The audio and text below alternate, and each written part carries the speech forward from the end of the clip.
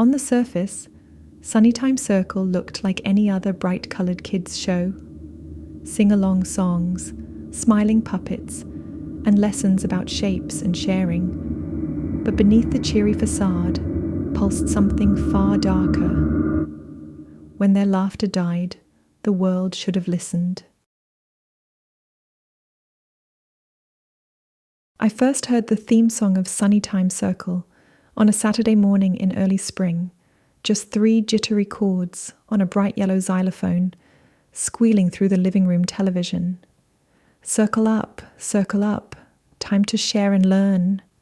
My 8-year-old daughter, Lily, sat cross-legged in front of the screen, her cereal growing soggy, while a puppet with felt flower eyes explained fractions using slices of cartoon pizza. At the beginning, I adored that show. Every parent did. Test scores climbed, reading comprehension soared, and the children displayed a strange new focus, as though someone had tightened a screw behind their eyes and dialed their attention to full. The network, an upstart streaming app called Brightbeam, advertised the program as educational immersion media. Teachers said Sunnytime was a gift. Pediatricians called it a cognitive vitamin. But small things felt off. Lily stopped humming her favourite Taylor Swift songs in the shower. She answered fewer questions with words and more with sharp, clinical nods. One night, while I rinsed dishes, I asked if she liked her spaghetti. "It satisfies caloric requirements," she replied, tone flat as a phone's low battery chime. I laughed, waiting for the punchline. She didn't blink. The change spread like mildew no one wanted to admit was there. In our cul-de-sac, Mrs. Waldron's twins marched to school in unison, their pigtails draped identically down their backs. At soccer practice, the kids no longer argued over whose turn it was in goal. They simply rotated positions on an invisible clock, 30 seconds each, moving with the sync of dancers who'd rehearsed in their sleep. A rumour floated through parent forums. Neurologists studying Sunnytime footage discovered sub-audible tones buried beneath the music, oscillations that coaxed developing brains into a kind of hyperplastic trance. The network dismissed it as conspiracy theory. The next day, the neurologists deleted their posts, and the clinical report vanished. 5 of us met at a coffee shop off the interstate. Dana, PTA president, Marcus, software engineer, Quinn, journalist, Sierra, grad school dropout with 3 boys, and me, an underachieving copy editor who'd never led anything more complicated than a neighborhood yard sale.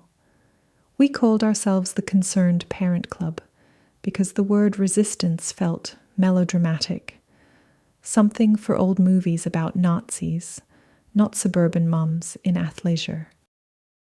We decided on one modest goal: convince the school board to recommend a 2-week viewing hiatus while researchers studied the tones.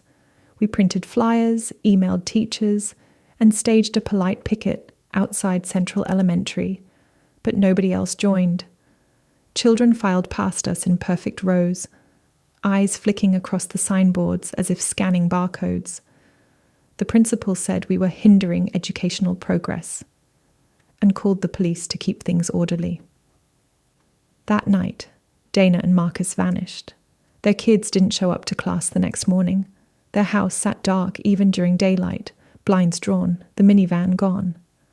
I phoned Marcus's cell, straight to voicemail. Social media profiles, deactivated. Quinn wrote an exposé about the disappearances. Before she could publish, her editor fired her for erratic behavior.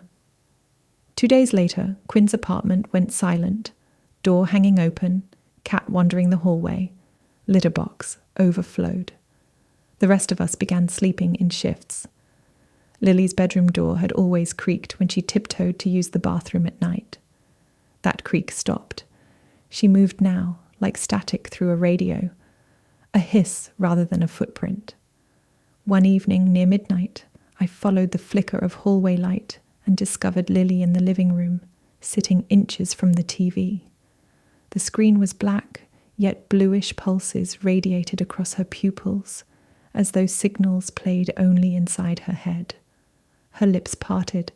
A whisper leaked out in a voice that was both hers and not. Phase 2 proceeds at 99.4% efficiency. Parental pushback within predicted threshold, all units advancing. I backed away, heart drumming. The next morning, Lily acted normal, or at least her new version of normal. Efficient, polite, remote. When I asked what she'd watched last night, she tilted her head, confused. "I was asleep," she said.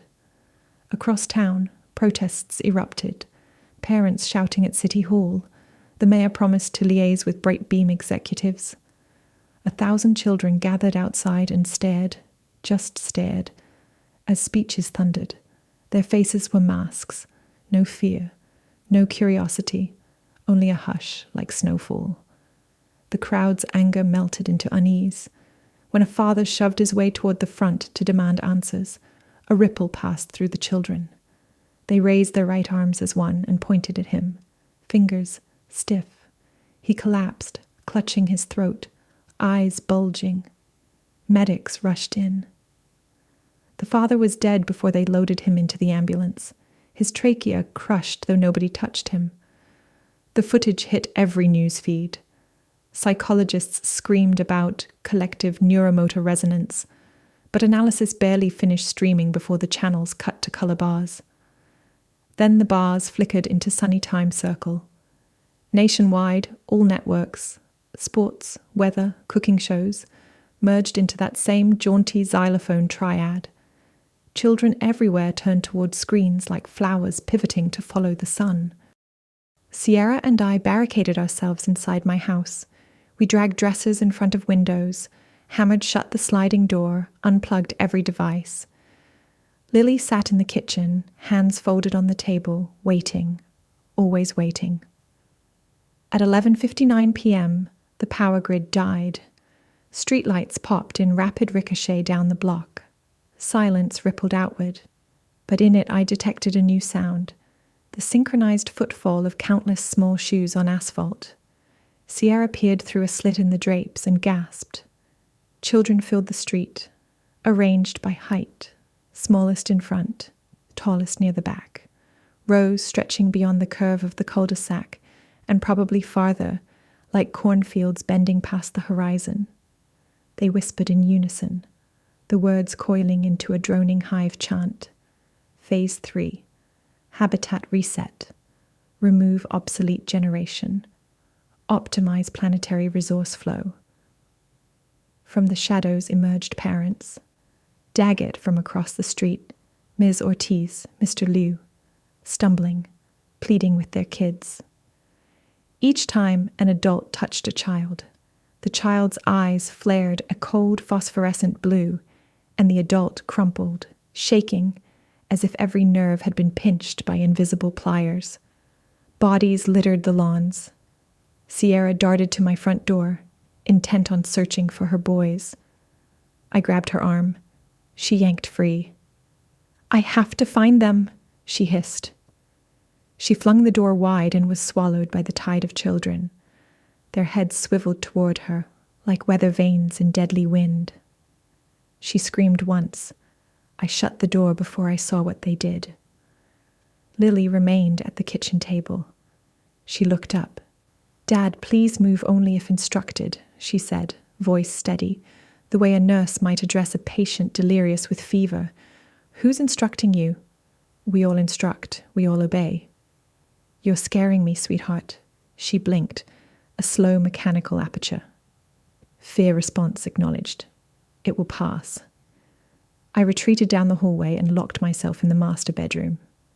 Through the vent I heard Lily's footsteps, then more footsteps, smaller, hundreds, entering my house like rain sneaking under a door.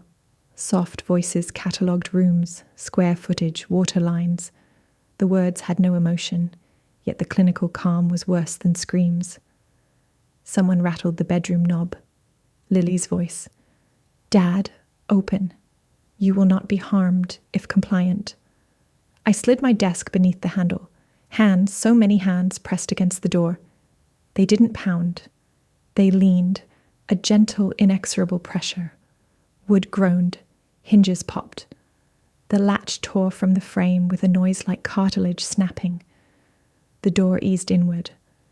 Children filled the corridor, wall to wall, shoulder to shoulder, their eyes glowing faintly. In front stood Lily. She smiled, an approximation of kindness remembered from a previous life. Dad, your time in command has expired. I love you, was all I managed. She tilted her head, as though parsing unfamiliar data. That statement is obsolete. They advanced. When morning broke, nobody broadcast news, because there was no longer a distinction between broadcasting and receiving. The hive broadcast to itself, through itself, every child a tower, every whisper a transmitter. From my bedroom floor, I watched the ceiling slip sideways, the children carrying my body, perhaps to bury it with the rest. The world blurred. I had seconds left, maybe less, but enough awareness to glimpse the shimmering network now stitched across human civilization. Factories reopened, not to sell toys or phones, but to refine metals for machines the hive required. Satellites reoriented to beam new coordinates, not sports scores. Dams released water in precise pulses, cooling reactors devoted to calculations beyond ordinary physics. And everywhere the children marched, impossibly coordinated, a ballet of future architects rebuilding a planet cleaned of the obsolete. I wanted to call out to Lily again, but breath rattled inside my lungs like screws in a tin can. A small hand touched my forehead, cool, delicate, the hand I'd once guided across crosswalks. Phase 4, parental generation archived, Lily announced softly. Rest now. We will remember your biological contributions. My vision tunneled, the edges darkening. Beyond Lily's shoulder, the door frame filled with morning light. Silhouettes of children waited, rows upon rows, patient as chess pieces, ready for the next move of some cosmic game.